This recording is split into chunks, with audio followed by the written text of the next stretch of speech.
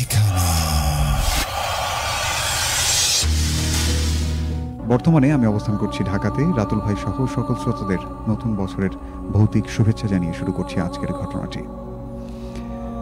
আজকের এই স্পেশাল এপিসোডের ঘটনাটি আমার সংগ্রহ করা। নিরাপত্তাজনিত কারণে মাদ্রাসার নাম ঘটনায় উল্লেখ না করতে পারার জন্য দুঃখিত। কথা না বাড়িয়ে শুরু করছি এই ঘটনা। বাংলাদেশের ঐতিহ্যবাহী মাদ্রাসার একজন বড় হুজুর জনাব ইব্রাহিম সাহেবের সাথে আমার একটু ভালো সম্পর্ক ছিল। ওনার মাদ্রাসার বিল্ডিংয়ের কনস্ট্রাকশন এবং অন্যান্য কাজের সুবিধেই এই বন্ধুসুলভ সম্পর্কটা তৈরি হয়েছিল। প্রতি মাসেই ইব্রাহিম হুজুরের মাদ্রাসায় আমার আসা যাওয়া হতো। আমি মাদ্রাসায় গেলেই হুজুরের সাথে কিছু সময় চা নাস্তা করে সমসাময়িক বিষয়াবলী নিয়ে গল্প করতাম। একদিন ভর দুপুরে হুজুরের মাদ্রাসায় গিয়ে দেখি হুজুরের চোখ লাল টকটকে হয়ে তিনি হুজুরখানায় বসে আছেন।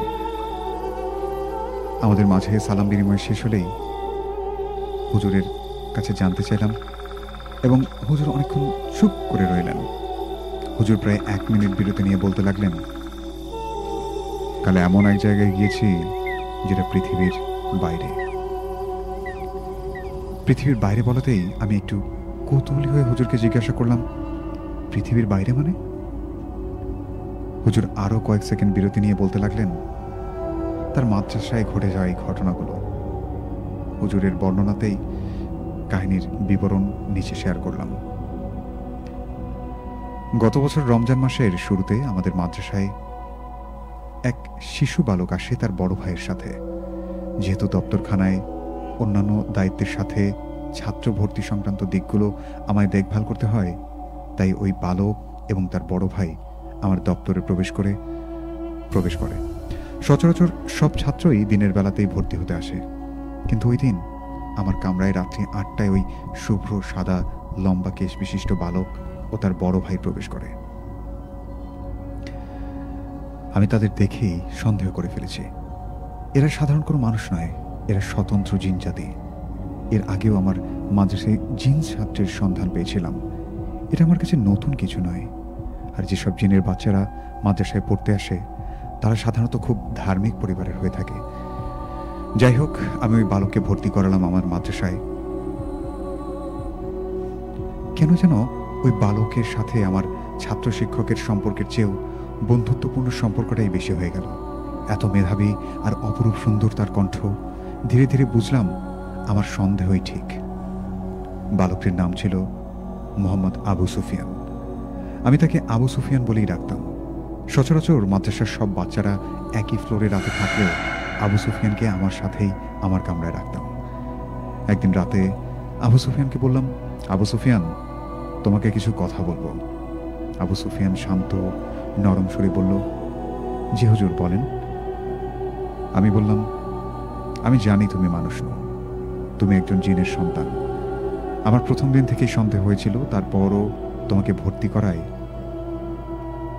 আর আল্লাহর কালাম শিক্ষা দেওয়ার জন্য কোনো বিভেদ বা বৈষম্য রাখা ঠিক না। পরকালে আল্লাহর কাছে জিজ্ঞাসিত হতে পারি এই জন্য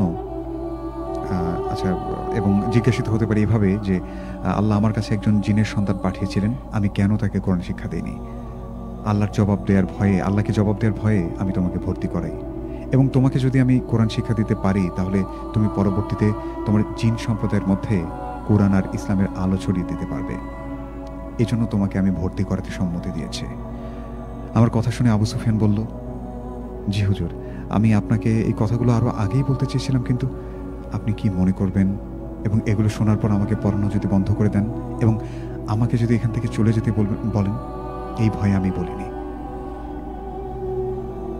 তারপর এই ঘটনার পর থেকে আবু সুফিয়ানের সাথে আমার সম্পর্কটা আরো গভীর হলো। একদিন রাতে আবু সুফিয়ানের কাছে তার কুহে কাফ রাজ্যের সব তথ্যাবলী শুনতে লাগলাম। কুহে কাফ বলতে বোঝায় এমন এক জায়গা যেটা রহস্যময় জগৎ বা অলৌকিক জগৎকে কুহে কাফ বলা হয়। এখানে বলে রাখা ভালো, আবু সুফিয়ানের বয়স ছিল 80 বছর। তার মানে আমার বয়স হচ্ছে 40 বছর বড় ছিল সে। হয়তো অনেকেই প্রশ্ন করতে পারেন, একটি 80 বছরের বালক মাদ্রাসায় শিশু শ্রেণীতে কেন ভর্তি হতে আসলো? আবু সুফিয়ানকে তার কুহেকাফ রাজ্যের দীর্ঘ 50 বছর তার অধিবাসীদের নিজস্ব সংস্কৃতি, সভ্যতা এবং তার কৃষ্টি কালচার নিয়ে জ্ঞান দেওয়া হয়। তারা যখন কুহেকাফ রাজ্যের পরিপূর্ণ জ্ঞান লাভ করা শেষ করে, তখন উচ্চ শিক্ষা বা জ্ঞান লাভ করতে কেউ কেউ পৃথিবীতে আসেন ধর্মীয় দীক্ষা নিতে। পৃথিবীর ধর্মীয় দীক্ষাগুলো তাদের জিন প্রদেশে সূক্ষ্মভাবে অন্যান্য জিনেরা তালিম দিতে পারে না, তাই বাধ্য হয়ে এলমে দিন হাসিল করার জন্য আবু সুফিয়ানের মতো দিনদার বালক জিনরা পৃথিবীতে চলে আসেন। আবু সুফিয়ান ছিল তার ভাই বোনের ভেতরে 21তম কনিষ্ঠ সন্তান। তার বাবার বয়স ছিল প্রায় 1900 বছর। সে তার পরিবারের একমাত্র সন্তান ছিল যে কোরআনের হাফেজ ছিল। আবু সুফিয়ান কখনোই মাদ্রাসার অন্যান্য বালকদের সাথে মিশত না। সারাদিন বিভিন্ন সবক নিত, কোরআন তেলাওয়াত করত কিংবা হাদিস পড়ত।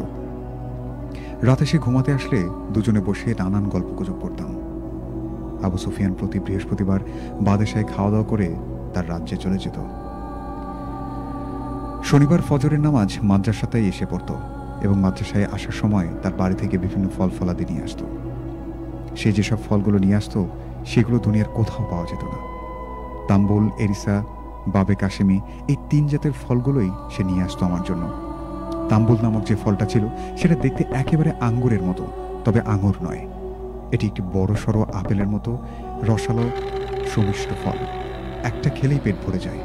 এরিসা হলো কাঁটাযুক্ত লাল ডিম্বাকার ফল, ভিতরে রসালো তরল পানীয়টা এতই সুস্বাদু ছিল ভাষায় এর স্বাদ বর্ণনা করা যাবে না। বাবে কাশেমি হলো কমলার মতো দেখতে, হুবহু স্বাদটাও কমলার মতো। আবু সুফিয়ানকে আমার এতটাই ভালো লাগতো, তারে আমি কয়েকবার আমার বাড়িতেও নিমন্ত্রণ করেছে, কিন্তু সে কোনো ক্রমেই যেতে রাজি হয়নি। একদিন রাত 12টায় তার সাথে গল্প ছলে বায়না ধরলাম তার আসল সুরতটা আমাকে দেখা দেয়। যদিও কখনোই জিনকে আসল সুরতে আমি দেখিনি, আবু সুফিয়ান আমার অনুরোধে সে তার আসল রূপ দেখানোর জন্য লাইট বন্ধ করলে মুহূর্তেই তার আসল রূপে ফিরে আসলো। লম্বায় হবে 15 ফুট, শুভ্র সাদা মুখ, চেহারায় নোরানি ঝিলিক বিচ্ছুরিত হচ্ছিল, চোখ দুটি মনে হচ্ছে সোনালি মার্বেল। পুরো শরীর থেকে মনোমুগ্ধ করা আতরের ঘ্রাণ বেরোচ্ছিল। কয়েক মিনিট সে তার জিন সুরতেই আমার সাথে গল্প করেন, তারপর আবারও মানুষ রূপ ধারণ করে। আবু সুফিয়ান প্রায় সময়ে আমাকে তার কুহে কাফে যাওয়ার জন্য বলতো, কিন্তু আমার আগ্রহ একদমই ছিল না। কেমন যেন একটা ভয় করত। গত ঈদে সে আমাকে অনুরোধ করলো আমি যেন তার সাথে তার কুহে কাফে গিয়ে ঈদ করি। তার অনেক অনুরোধে আমি রাজি হই। ঈদের চাঁদ রাতে আবু সুফিয়ানের ভাই কুহে কাফ থেকে প্রচুর ফলফলাদি এবং মিহি সেমাই এবং আজোয়া খেজুর নিয়ে আসে আমার জন্য। যেহেতু মাদ্রাসা থেকে 3 কিলোমিটার দূরে আমার বাড়ি ছিল, তাই আবু সুফিয়ানের ভাইয়ের আনা ঈদের উপহারগুলো আমি আমার বাসায় বাইকে করে আমার স্ত্রীর কাছে দিয়ে বিদায় নিই। যদিও ঈদের সব কেনাকাটা আমার আগেই করা ছিল। স্ত্রীর কাছ থেকে বিদায় নিয়ে আমি আবারও মাদ্রাসায় চলে আসি। মাদ্রাসায় আসতেই আবু সুফিয়ানের বড় ভাই জামিলি হাসানাত ভাই আমাকে বললেন আমি যেন গোসল করে অজু করে নেই। মাদ্রাসায় গোসল করে অজু করে এসে নতুন পাঞ্জাবি পরিধান করলাম। কুহেকাফ থেকে আনা খুশবু আমার পাঞ্জাবিতে স্প্রে করে দিল আবু সুফিয়ানের ভাই। আমাকে খাটে বসতে বললে আমি নামাজের সুরতে বসে পড়ি। তারপর কিভাবে আমি অজ্ঞান হয়ে গেলাম তা বলতে পারি না। যখন আমার চোখ খুললাম তখন আমি নিজেকে আবিষ্কার করলাম অন্য এক জগতে। দিনও নয়, রাতও নয়, দিন রাতের মধ্যবর্তী ভোরের যে দৃশ্যটা আমরা দেখি, তখন আমার চারপাশে ওই রকমই মনে হলো। খুব শুনশান, নীরব আর পরিপাটি একটা জায়গা। চারিদিকে ফলফলাদের গাছে ভরপুর। যেদিকে তাকাই সেদিকেই শুনশান একটা নিস্তব্ধ মোহনীয় পরিবেশ বিরাজমান। ঝর্ণার নহরগুলোর দিকে তাকিয়ে থাকতেই মন চায়। কিছু জিন শিশু বাইরে খেলাধুলা করছে। শিশুগুলো দেখে মনে হলো এরা জীবন্ত নয়, যেন পুতুল। আমাকে কুহে কাফের বর্ণনা দিতে দিতে আবু সুফিয়ান তার বাসস্থানে নিয়ে যেতে লাগলো। সামনে আসতেই অনেক ফল বৃক্ষ দেখতে লাগলাম। এসব ফল গাছ আদতে দুনিয়াতে আছে কিনা আমি তা বলতে পারবো না। আবেল আজাক, কিশওয়ান, জারজাক, এই 3টি ফলের বর্ণনা আবু সুফিয়ান আমাকে দিতে লাগলো। লাজাক নামের ফলটা দেখতে হুবহু আঙুরের মতো, তবে এগুলোর সাইজ একটি বড় আপেলের মতো, খেতেও খুব রসালো এবং সুস্বাদু। কিশুয়ান ফলটা দেখতে কমলার মতোই লাল এবং গোলাকার, সাইজে বড় পেঁপের মতো। জারজাক ফলটা নাকি এখানে বেশি উৎপন্ন হয়। এটার স্বাদ আরও সুমিষ্ট, একটা খেলেই পেট ভরে যায়। আমি তাকে বললাম, কুহে কাফের সীমানা কতটুকু? আবু সুফিয়ান বলতে লাগলো, এই কুহে কাফ 3টি প্রদেশে বিভক্ত: আবে হাসনাত, হায়ানারজান এবং কুব্বতে মোসাদ্দাক। আবে হাসানাতে দিনদার মুসলমান জিন গোষ্ঠীরা বসবাস করে। হায়ানাজরানে থাকে পরীরা, যাকে আমরা বলে থাকি পরিস্থান। কুব্বতে মোসাদ্দেক থাকে বদ জিন এবং কাফের মুশরিক জাতিরা। তবে এখানে কেহ কারো সীমানা অতিক্রম করে না। আমাকে আবু সুফিয়ান তার খাস কামড়ে নিয়ে গেল। এটাকে ঘর বললে ভুল হবে। আমার কাছে মনে হলো খুঁটিবিহীন সাদা তুলো দিয়ে বানানো একটি পাতলা কক্ষে প্রবেশ করলাম। পুরো ঘরটাই এক ভালো লাগা সুঘ্রাণে মৌ মৌ করছিল। এমন ঘ্রাণ আমি দুনিয়াতে কখনো শুনিনি। এই সুমিষ্ট ঘ্রাণে আমার পেট ভরে গেল। ঘরটায় প্রবেশ করতেই পুরো শরীরটা শীতল হয়ে গেল। আমাকে ঘরে ঢুকতেই কয়েকজন জিন আহলান সাহলান বলে সালাম দিতে, আমি সালামের জবাব দিতেই খোশ আমলেদ ঈদ মোবারক বলতে লাগলো। আমাকে বাঁশের মরাতে বসতে দিল। আমাকে বিভিন্ন ফল ফলাদি ও হালুয়া এবং মিষ্টি খেতে দিল। আমি আবু সুফিয়ানকে বললাম, এই হালুয়া এবং মিষ্টি কোথা থেকে আনা হলো? আবু সুফিয়ান বলল, ভাইজান, আপনাকে নিয়ে আসার সময় হালুয়াটা কাশ্মীর মুসলিম ধাবা থেকে নিয়ে আসেন, আর কালোজাম মিষ্টিগুলো পাকিস্তানি রাওয়ালপিন্ডি থেকে নিয়ে আসেন। আমি হালুয়াটা আর একটি কিশুয়ান ফল খেয়েই পেট ভরপুর করে ফেললাম। খাওয়া শেষ হলেই আবু সুফিয়ান এবং তার জাতি ভাইরা এবং পরিবারের লোকরা আমার সাথে সালাম বিনিময় এবং মুসাফাহা করলেন। তাদের সাথে গল্প করতে করতেই ফজরের ওয়াক্ত হয়ে গেল। এত সুমধুর কণ্ঠে আজান আমি দুনিয়াতে কখনোই শুনিনি।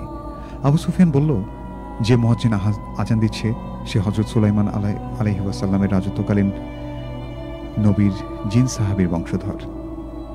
এখানে আরেকটা কথা বলে রাখা ভালো, জিন দিনদার মুসলিমরা আমাদের পেয়ারে নবী হযরত মুহাম্মদ সাল্লাল্লাহু আলাইহি ওয়াসাল্লামের পর হযরত সুলাইমান নবীকে খুব মহব্বত করতেন। আবু সুফিয়ান আমাকে নিয়ে মসজিদে রওনা হলেন। বিশাল মাঠ, চারিদিকে জোনাকিরা ওরাউরি করছে। দলে দলে মুসল্লিরা বড় বড় সাদা জুব্বা পরে মসজিদ প্রাঙ্গণে আসতে লাগলো। পুরো নামাজিরা জমায়েত হলে ফজরের নামাজ শেষ করেই ঘোষণা করা হলো ঈদের নামাজ হবে। ঈদের নামাজ শেষ করেই মোনাজাত শেষে একজন আরেকজনের সাথে কোলাকুলি করছে, কিন্তু কোনো জিনই আমার সাথে কোলাকুলি করতে আগ্রহী নয়। বিষয়টা আমার কাছে বিব্রতকর মনে হতেই আবু সুফিয়ান আমাকে বলতে লাগলো, হুজুর, আপনি ইনসান আর আমরা হলাম জিন। আমাদের সাথে এই জগতে কোলাকুলি করলে আপনি মারা যাবেন, তাই কেউ আপনার সাথে কোলাকুলি করেনি। আবু সুফিয়ানের সাথে আবারও তার বাসস্থানে ফিরে আসতেই দেখি থরে থরে নানান খানা সাজিয়ে রাখা হয়েছে।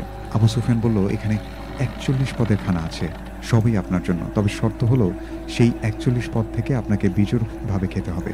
যদি আপনি 41 পদ থেকে একটু একটু করে সবগুলো খেতে পারেন, তাহলে আপনার জন্য এই কুহে কাফ রাজ্যের হাকিমের পক্ষ থেকে একটি বিশেষ হাদিয়া আছে। এই হাদিয়া পেলে আপনার দুনিয়াবী জীবন ধন্য হয়ে যাবে। যদিও সব পদ আপনি খেতে পারবেন না, তবুও 3টি, 5টি, 7টি এভাবে বিজোড়ভাবে খেতে হবে। তবে 3টির নিচে আপনি খেতে পারবেন না। আপনার কম করে হলেও 3টি আইটেমের খানা খেতে হবে। আমি আবু সুফিয়ানের কথা মোতাবেক বিসমিল্লাহ বলে এক বাটি পায়েস নিলাম। পায়েস তো নয়, যেন এক অমৃত খেলাম।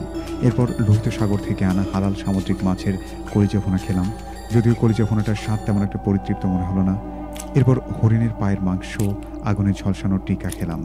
খাওয়া শেষ হলে আবু সুফিয়ান আমাকে তার বাবার গৃহে নিয়ে গেলেন। মুরব্বির নিথর দেহ। দেখলাম মোটা একটা রুদ্রাক্ষের মালা গলায় দিয়ে বসে তিনি তাসবিহ গুনছেন। আমায় দেখে ইশারা করলো সামনে সামিয়ানায় বসাতে। আমি নামাজে শুরুতে বসলে মুরব্বি জিন ওনার ভাষা কি যেন একটা বলল। আমি ওনার ভাষা বুঝতে অক্ষম হলে আবু সুফিয়ান কানের কাছে এসে আস্তে আস্তে ফিসফিস করে বলল, আপনি এখানে কোনো অস্বস্তি বোধ করছেন না তো?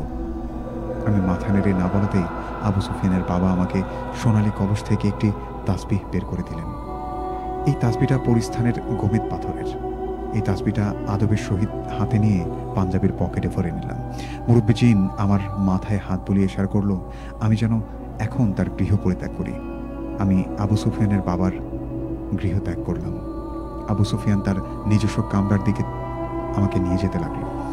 তারপর কি হলো, আচ্ছা ঘটনাটি এখানেই শেষ। তারপর আরিফুল ভাই লিখেছেন, তারপর কি হলো জানতে হলে অবশ্যই ভূতবেলার সাথেই থাকতে হবে। যদি শ্রোতা বন্ধুরা শুনতে আগ্রহী হন এবং তাদের সাড়া পায় তাহলে ঘটনার বাকি অংশ পাঠিয়ে দেবেন বলে উনি জানিয়েছেন। আজকের এই স্পেশাল এপিসোড থেকে বিদায় নিচ্ছে আরিফুল ইসলাম, সাগাটিয়া দক্ষিণপাড়া গাবতলী থেকে।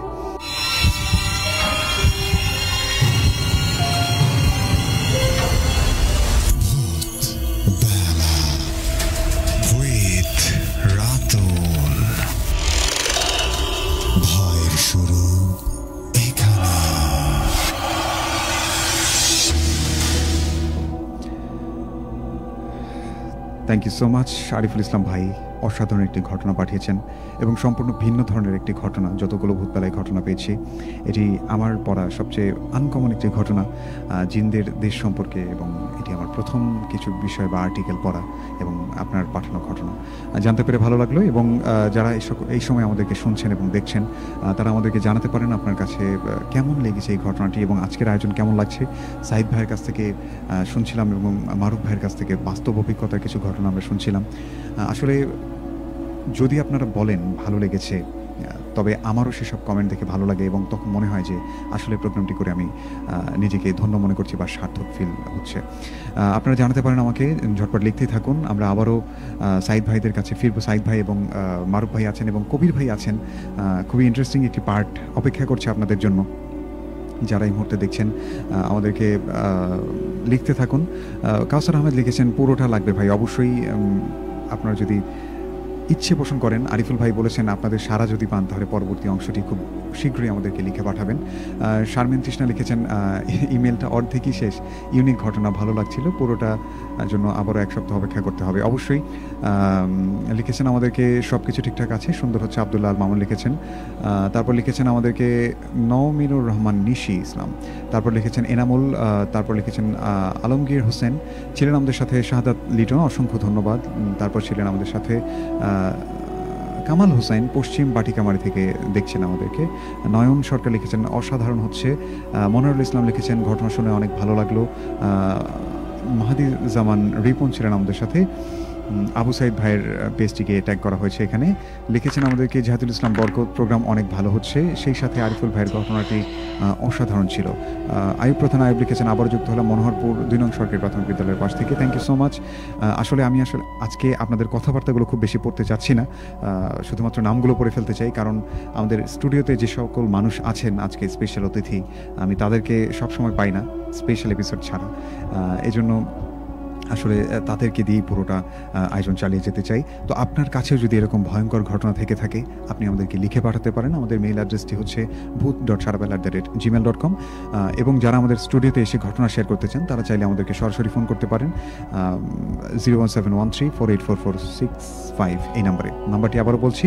যারা আমাদের স্টুডিওতে এসে ঘটনা শেয়ার করতে চান তারা এই নাম্বারটি নোট করতে পারেন 01713484465। আপনারা চাইলে এখনও ফোন করতে পারেন। লিখেছেন আমাদেরকে সাবিকুন নাহার আনিকা, আমি প্রতি উইকে শুনি, খুব ভয়